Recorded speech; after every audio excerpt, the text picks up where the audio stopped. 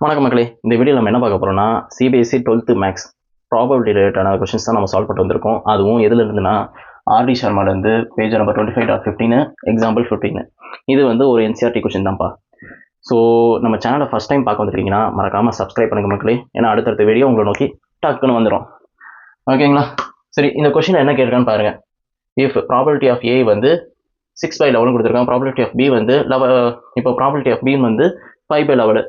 இப்போ probability of A union பின்னு கொடுத்துருக்கான். என்ன பார்த்துது புதுசாக இருக்குது. சரி பார்ப்போம். ஏ யூனியன் பி வந்து 7/11. Find probability of A intersection B அப்படின்னு சொல்லிட்டு கேட்டிருக்கோம். இப்போ அதே விஷயந்தான். இப்போ நம்ம என்ன பண்ணுறோம்னா கொஸ்டினை பார்த்தோன்னே ஸ்டக்காகி நிற்கிற கூடாது. இதனப்பா புதுசாக கேட்டிருக்காங்க வந்து முதல்ல நமக்கு தெரிஞ்சதெல்லாம் எழுதிடலாம். சரிங்களா? அப்போ ப்ராபபிலிட்டி ஆஃப் ஃபஸ்ட்டு இந்த இடத்துல செகண்ட் கொஸ்டின் என்ன கேட்டிருக்கான்னு பார்ப்போம். Probability of A divided by B. இது நமக்கு ஃபார்முலா தெரியும். என்னது? Probability of A intersection B divided by probability of B அப்படின்ட்டு. உங்களுக்கு ப்ராபபிலிட்டி ஆஃப் பி தெரியும், ஏ இன்டர்செக்ஷன் பி உங்களுக்கு தெரியாது. ஓகேங்களா? அப்போ இந்த இடத்துல ஒரு ஃபார்முலா தேவைப்படுவான். எப்போ ஃபார்முலா கொஞ்சம் தெரிஞ்சுக்கிட்டு நம்ம அரைச்சனா மேக்ஸ் அவ்வளோதான். என்னன்னா ஏ யூனியன் பி இது எப்படி எழுதுவீங்க? Number of A union B வந்து n of A plus n of B minus n of A intersection B. இது எங்கேயோ பார்த்த மாதிரி இருக்குல்ல? எங்கே நான் கமெண்ட் பண்ணுங்க பார்ப்போம். இதை number of element A union பின்னு சொல்லல, இதை அப்படியே ப்ராபபிலிட்டி யூஸ் பண்ணுங்க. சரிங்களா? இங்கே என்ன போட்டுக்கிறத ப்ராபபிலிட்டியாக மாற்றுங்க.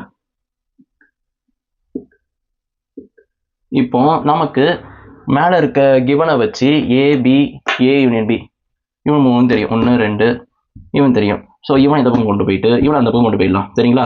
இப்போ ப்ராபபிலிட்டி ஆஃப் ஏ இன்டர்செக்ஷன் பின்னு பார்த்தீங்கன்னா probability of A plus probability of B minus probability of A union B. இப்போ ப்ராபபிலிட்டி ஆஃப் ஏன்னு பார்த்தீங்கன்னா 6/11 ப்ளஸ் 5/11 மைனஸ் 7/11. ஸோ இது ரெண்டுத்தையும் சம் பண்ணால் உங்களுக்கு என்ன வரும்? 7 உங்களுக்கு 4ன்னு வரும். அப்போ 4/11 அதுதான் probability of A intersection B. அப்படிதான். இதை எடுத்து இங்கே கொண்டு போங்க. இன்டர்செக்ஷன் தெரிஞ்சிச்சுல? அப்போ 4/11 டிவைடட் பை ப்ராபபிலிட்டி ஆஃப் பின்னு பார்த்தீங்கன்னா 5/11. அப்போ மொத்தமாக பண்ணனா 4/5. இது அவங்களோட ஃபைனல் அவுட்புட்டாக இருந்திருக்கும். இது செகண்ட் கொஸ்டினுக்கு. அடுத்தது என்ன? ப்ராபபிலிட்டி ஆஃப் பி பை ஏவா? அதேமாரி ஃபர்ஸ்ட் கொஸ்டின் என்ன கேட்டிருந்தான்?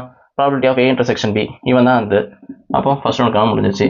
தேர்ட் ஒன்று காலம் போவோமா? Probability of B divide by A. அதை பார்த்தீங்கன்னா probability of A intersection B divide by probability of ஏன்னு எழுதுவீங்க. இப்போ ப்ராபபிலிட்டி ஆஃப் ஏ வந்து உங்களுக்கு என்ன தெரியும்? 6/11 தெரியும். ஏ இன்டர்செக்ஷன் பி வந்து 4/11. இப்போ 11 கேன்சல் ஆயிடுச்சுன்னா இது 2 சாரு 3 சாரு, அப்போ 2/3. இதுதான் உங்களோட ஃபைனல் அவுட்புட்டாக இருந்திருக்கும். அப்படிதான். ஓகேங்களா? தெளிவாக புரிஞ்சுங்களா? நெக்ஸ்ட் கொஸ்டின் போகலாமா? இந்த கொஸ்டின் உங்களுக்கு தெளிவாக புரிஞ்சிச்சுன்னா மறக்காமல் லைக் பண்ணிங்க மக்களே. ஏன்ப்பா லைக் பண்ணணும்? ஏன்னா உங்களுக்கு எப்படி தெரிஞ்சிச்சு, நான் எப்படிப்பா தெரிஞ்சுப்பேன்? அதுக்கு தான். ஓகேங்களா? நெக்ஸ்ட் கொஸ்டின் சந்திப்போம்.